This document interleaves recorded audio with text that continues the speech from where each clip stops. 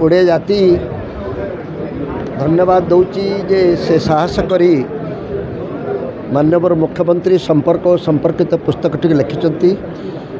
नवीन बाबू दीर्घ 24 वर्ष धरी ओडिशा रे अद्भुत सफलता सहित शासन करते, निर्वाचन पर निर्वाचन जीति एक संपूर्ण भाव में ईर्षणीय सफलता।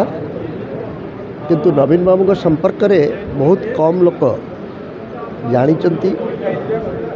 पंचानन कावुन व्यक्तिगत भाव राजनीतिक जीवन प्रथम ठार आरंभ कर शेष पर्यंत नहले प्रथम 10 वर्ष अति निकटर देखिबार सुजोग पाइथिले। सेतिपई से तांकर अनेक व्यक्तिगत जीवनर अनुभव को बांटी, जोटा कि अनेक विषय अनेक समय ओडिशा लोक मैंने जानवा चाहिए जान था। मत लगुच ए पुस्तक प्रकाशित होगापर आहरी अनेक लोक जो मैंने नवीन बाबूकर संस्पर्श आसी पुस्तक लिखा चाहिए। जो व्यक्ति को आम एत भल पाई दीर्घ 24 वर्ष धरी शासन क्षमता रखिलु तांके संपर्क में अधिक जानिबार सुजोग आमर पाइबा दरकार आमर अधिकार। से दृष्टि ये पुस्तकटी आमको अधिक सशक्त कर।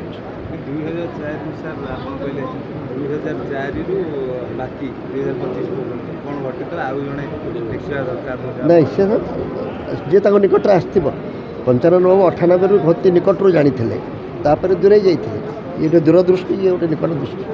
अर्थात नवीन पट्टनायक 24 वर्ष शासन विषय मंत्रिमंडल जी अर्थमंत्री थे पंचानन कानून से लिखिं।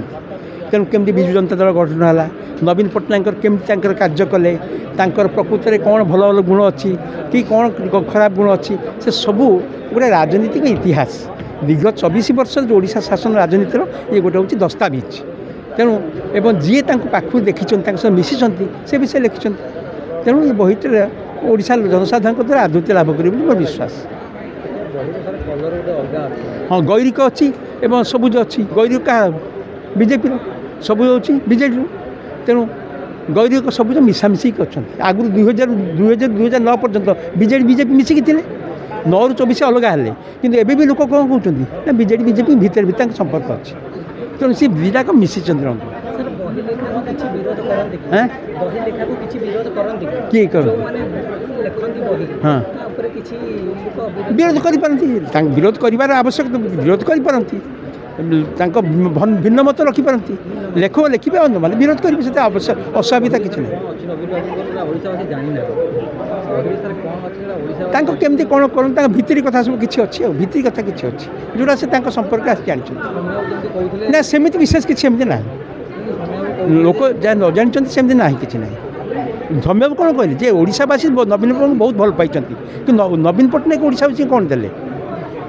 बहीटर ना हूँ माननीय मुख्यमंत्री संपर्क और संपर्कित ताने नवीन पट्टनायक सहित लेखक पंचानन कानूनगोकर जो संपर्क एवं ता सहित जोड़ा अनेक कथा से आलोचना करिसेंती। नवीन बाबू विजु पट्टनायक मृत्यु पर ओडिशा को आसिक लोकसभा को 3 थर निर्वाचित होती, केन्द्रमंत्री होती। 24 वर्ष धरी निरवच्छिन्न भाव में 5 थर मुख्यमंत्री होती। तेणु तांको संपर्क में जहाँ जहाँ अभिज्ञता अनुशीलन करी से 28टी चैप्टर से कथा अनुध्यान कर शेष गोटे चैप्टर रखिंट शेष कथा। तेणु नवीन बाबू संपर्क में अनेक भल कथा कहते किंतु ये शासन समय रे अनेक भल कथा भी हो पारि था जमी कृषि जलसेचन खनिज संपद एवं जंगल ए संपर्क में जहाँ सब क्षयक्षति होती तार गोटाए बरणी देती। बहीटी पढ़ा को भल लगे अनेक कथा आपण मैंने जानीपर।